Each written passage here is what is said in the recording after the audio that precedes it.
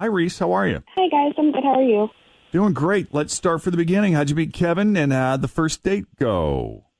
Well, so I met him in person the day after Valentine's Day. We actually met online via Match, and I don't know. I kind of felt like he was putting me off until the holiday was over. You know, it's a little awkward at first because he was never really available during any times that I was suggesting, but magically he became available the day after Valentine's Day.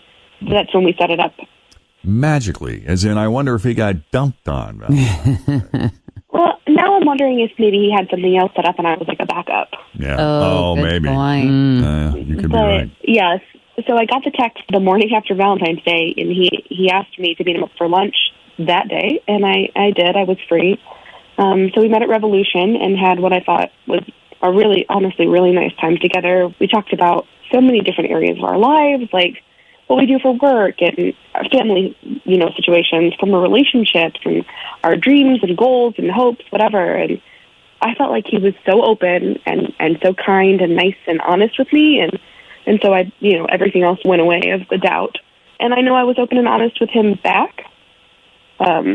We opened up about really personal things together, you know what I mean? And I don't know, he smiled a lot and laughed, and I thought it went well. And he walked me to my car after lunch and gave me this really nice hug, and I felt good about it. And I don't know, I expected to hear from him, especially considering how much we talked before we actually met for lunch in person. Yeah. I mean, it was like 3 weeks worth of conversation, so there was definitely a foundation. And when did you get really personal with him? Was it when you had the in-person meeting, or were you already getting personal leading up to the in-person date? I mean, we had some info back and forth just to get to know each other really well, just to, start to trust each other. Right. I would say, the week before we met up, we started to get super personal, but, in the date, it became so much deeper, and we had a really great connection. Yeah, there's something to be said for that. You kind of get a vibe from someone online, but then when you meet them and you're in their presence, you're in person, and you feel comfortable enough to make that investment. And I do call it an investment because, you're kind of taking a risk when you're putting your stuff out there to someone you don't know all that well. But compliment to them for making you feel comfortable enough to be able to do that. Right. I'm just disappointed, honestly. I want to know why. Some indications as to why he doesn't want to see me again. All right. Well, then why don't we take a break here? When we come back, we'll call Kevin and see what he thought of his in-person lunch date with you, and if there's a possibility of getting you two together again. A second date update continues next with Jeff and Jen here at Cincinnati's Q102.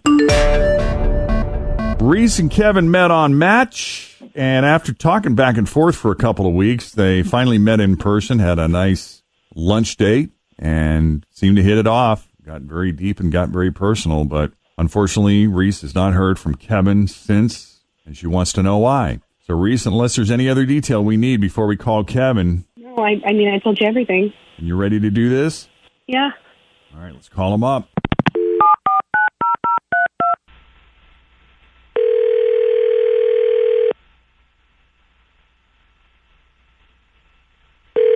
Hello? Kevin. This is Kevin. It's Jeff and Jen at Q102. How are you? Oh, God. Is this the second date thing? Yes, sir, it is. Oh, are you okay with that? Yeah, it's always so uncomfortable, though. Well, that's so funny. Have you been on second date update before? No, I've just heard it, and every time it's like really weird. So you find listening to second date update uncomfortable. I find that interesting because that tells me that you're listening to it through the optics of the person who's being called. Yeah, usually, I think.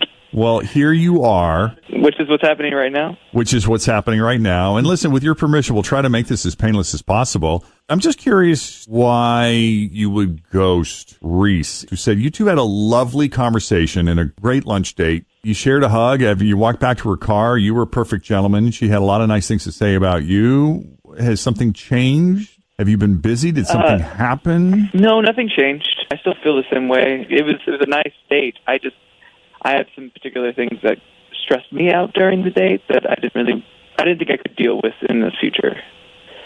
Some things happened during the date that stressed you out? Yeah, she likes to interrogate. I guess is the best way to put it. Interrogates Reese? Like how? Yeah, like she will just ask question after question about literally anything you can think of, but mostly personal things. And it's, it's a first date, but it's like she wants to know my entire backstory. Okay. Because she did say you guys talked about a lot of personal things, but I thought it was more like a shared give and take things. You felt like this was more one-sided. Like I'm under a spotlight, and cops, a good cop, bad cop, but there's one person and they're just drilling me, All right. Well, give us some examples of the questions she was asking you. Well, I mean, she was asking about, like, old relationships a lot. Like, how many relationships have I been in? How did they end?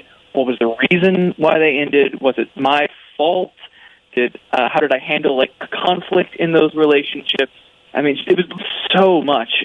What role did you play in the breakup of the relationship? Yeah, exactly. Yeah. Like, and what part about that was so uncomfortable? Because I would imagine that she would argue that she wants to kind of get to know you, kind of get her head wrapped around where you're at with relationships and how you handle it. I mean, to me, it sounds like perfect first date conversation. I agree. Yeah. Those are great questions. To an extent, yeah. Like I like to know what I'm getting into as well, but I think there's a limit, at least on the first date, to how much you should ask.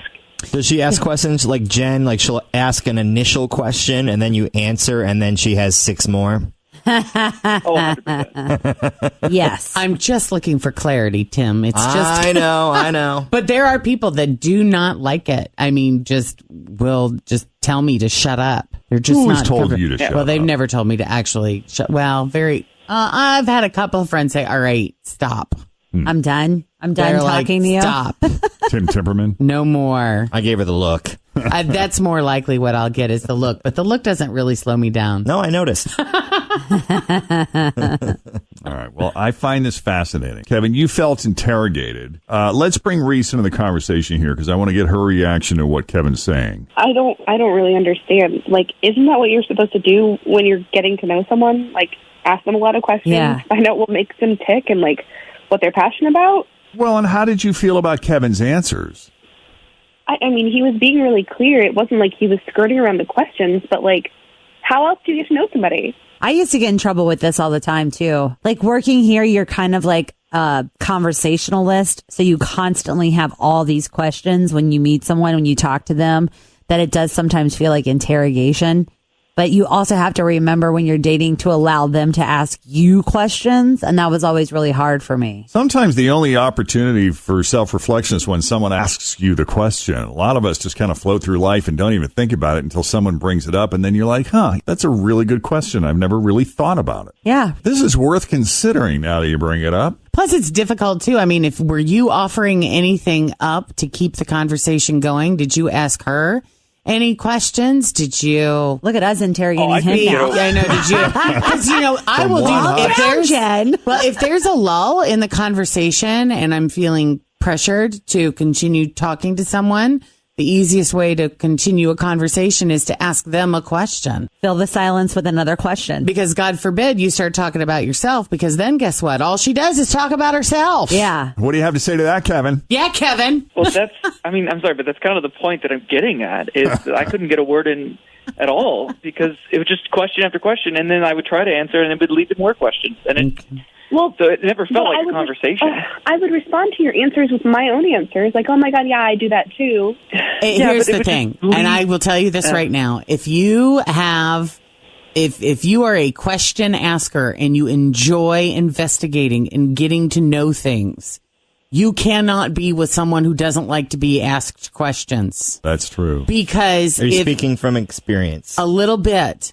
Because that's what drives me is my curiosity and wanting to know and wanting to understand. And if I'm with somebody who doesn't have any interest in having those kinds of conversations, then don't talk to me. Then, well, I feel like I'm walking around with a muzzle on and I can't be myself. Yeah. And that's exhausting. when Kristen and I came in and did the best friend game, we were actually kind of impressed with some of the questions that Jen was asking because these were things that we hadn't really discussed. They might have come up for a hot minute, but we didn't really get into until we were on the best friend game. And we found it quite therapeutic and helpful. In fact, they're considering hiring me, taking me on as their own personal therapist and paying me for these services. Let's not go crazy. All right. So, Kevin, does this mean you're out? Do you not want to get together with Reese again? She sounds lovely. I thought those were great questions. I'm sorry they made you feel uncomfortable, but if you'd like to go out with her again and get to know her and maybe ask her some questions, we'd be happy I feel to like pay you guys for hit it. it on the head, though. I'm sorry, what? It doesn't. I think you already hit it on the head, though. It seems like if someone who doesn't like being bombarded and interrogated shouldn't be with someone who likes to interrogate. Yeah. Correct. Well, there's our answer. I'm sorry, Reese. And I would say instead of interrogation, I would say it's a learning.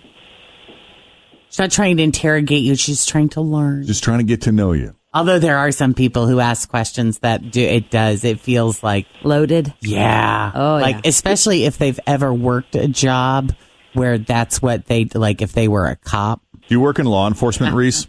No, no, I don't. Well, Kevin, thank you for taking the call and for coming on Second Date Update. You are free to go. All right, thank you. And Reese, I'm sorry, but thank you for putting yourself out there and for coming on Second Date Update. And please stay in touch with us. Thank you for helping. Good luck. Take it easy. Bye-bye. Thanks.